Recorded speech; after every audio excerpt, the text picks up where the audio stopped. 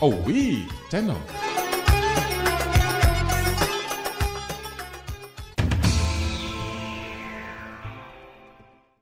Dulu orang-orang miskin ketika era sahabat, termasuk era para ulama yang mendidik para umatnya, itu selesai dengan dirinya sendiri. Nah sekarang banyak orang miskin juga termasuk orang kaya, bahkan belum selesai dengan dirinya. Wah itu angel, ngajak jihad angel, karena dengan dirinya saja belum selesai. Maka masyhur itu kan ketika perang Tabuk ada orang datang, kira-kira kalau Indonesia pakai beras 4 kilo, ya Rasulullah yang 2 kilo tak kasihkan keluarga kami supaya bisa makan, yang 2 kilo tak kasihkan jenengan untuk biaya perang. Perang Tabuk itu perang tersulit, disebut perang Dhatil Usra. Sekarang hitung saja, ini coba dihitung, mungkin yang bagian kasir tahu. Kalau 2 kilo kali 3.000, umat Islam pas itu sekitar hampir 3.000, itu sudah 6.000 kilo. 6.000 kilo itu artinya apa? Orang miskin ketika perang membiayai dirinya sendiri, itu satu. Kedua, dengan mental memberi, orang ini tidak tamak. Barokahnya tidak tamak, tidak nyalahkan yang kaya. Efek dari itu apa ketika perang Tabuk? Sumbangan dari Sayyidina Utsman yang jumlahnya besar sekali, yaitu diantaranya 1.000 dinar. 1 dinar kira-kira 4,25 gram, berarti sekitar 4.000 gram. Itu bisa diberikan alat perang. Sumbangan dari Abu Bakar juga bisa dipakai beli kuda untuk perang. Nah bayangkan kalau kebutuhan orang miskin ini untuk makan itu nggak mau urun. Wah saya miskin, nggak perlu urun, saya miskin dipakai alasan terus. Maka jumlah 3.000 ini akan mengurangi anggaran untuk belanja peralatan perang, karena untuk konsumsi orang miskin. Udah gitu kadang mangane tanduk, itu kan repot. Wes miskin mangane tanduk, nak antri mo, kan ribet.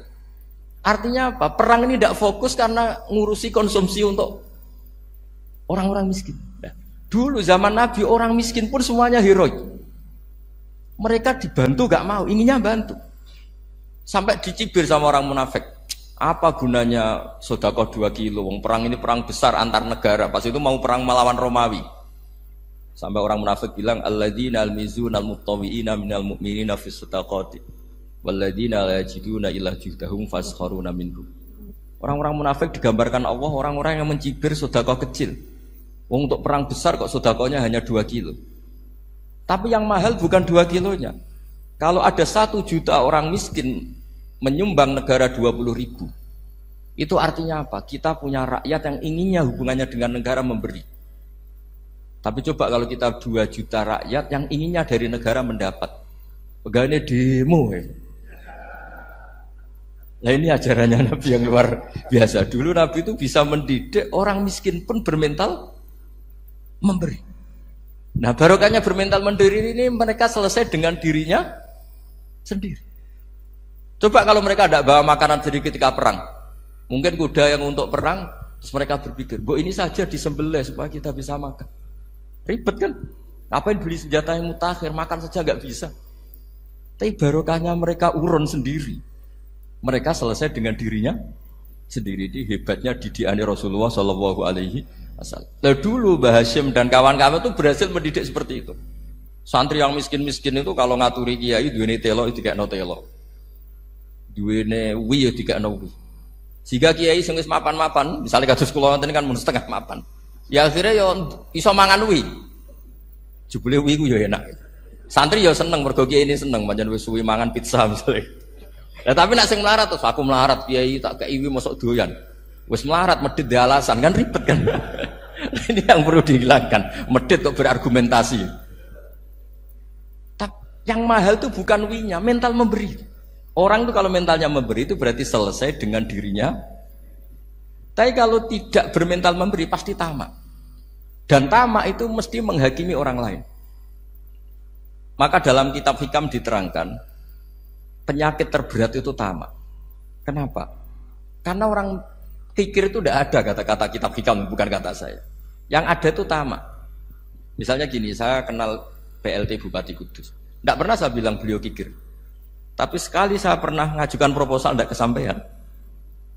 Wes beliau medit. Jadi saya menvonis medit itu sebetulnya ya karena punya keinginan tidak kesampaian.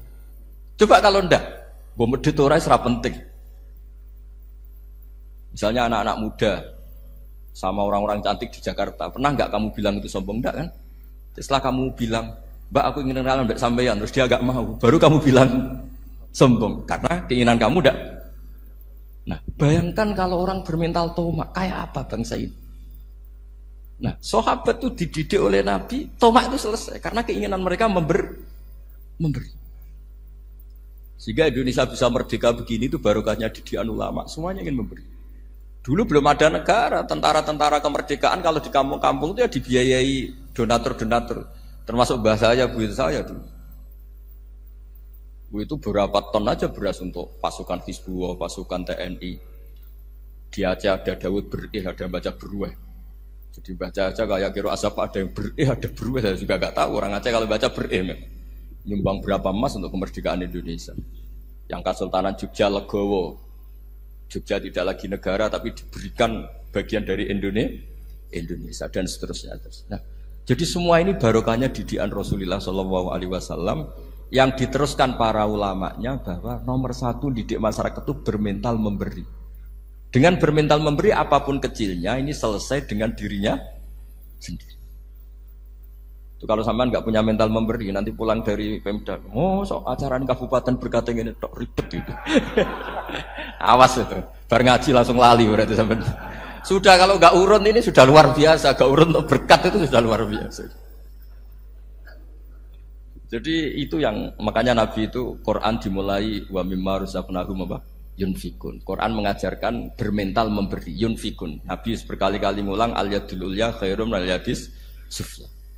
Dan memberi itu tidak harus nunggu kaya. Gambarannya Quran tentang orang baik itu gimana? Alladzina yunfikuna fis sarra wadharra. Bukan fis sarra saja, ketika wadharra juga. Saya pernah guyon sama orang kaya di Jakarta. Dia uangnya miliaran, mungkin malah triliunan. Guyon sama saya, Gus saya ini sudah sekian bangun masjid di mana-mana. Saya ini berarti hebat. Enggak kata saya. Enggak ada masjid agama tetap jalan kata. Karena di kampung-kampung sudah banyak masjid kata. Masih keren tukang becak kata. Kok bisa Gus? Sampai nyumbang masjid 1 miliar, itu masjid apa kata saya? Ya masjid-masjid besar. Nah itu paling dipakai kubah atau menara atau apalah yang tidak mendesak. Tapi kalau orang miskin, ngutangi orang miskin itu kalau nggak utang hari itu nggak makan. Kan nggak mungkin tukang becak ke utang ada bank atau orang kaya raya kan kenal saja enggak. Mesti orang miskin utangnya sama orang miskin. Saya kalau orang kaya utang Habibidin mesti mau beli Innova karena level orang elit jadi utangnya itu beli Innova, aksesoris Innova, seri terbaru. Tapi kalau orang miskin sama orang miskin utangnya itu beras untuk nyawa. Artinya apa? Kalau saya diutangi Habibidin untuk beli Innova itu ganjarannya itu sekunder. Tapi kalau sesama orang miskin itu ganjarannya primer.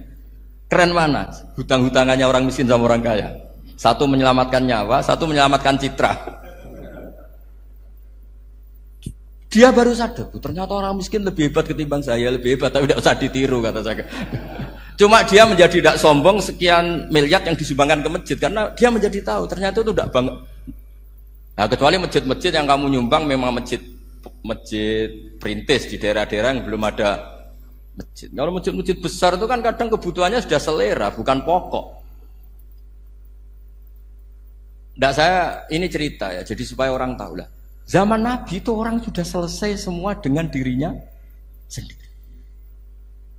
Jadi maksud saya Islam nggak apa-apa tanpa masjid itu masjid yang sudah sifatnya selera. Indonesia kan masjid sudah sifatnya selera semua.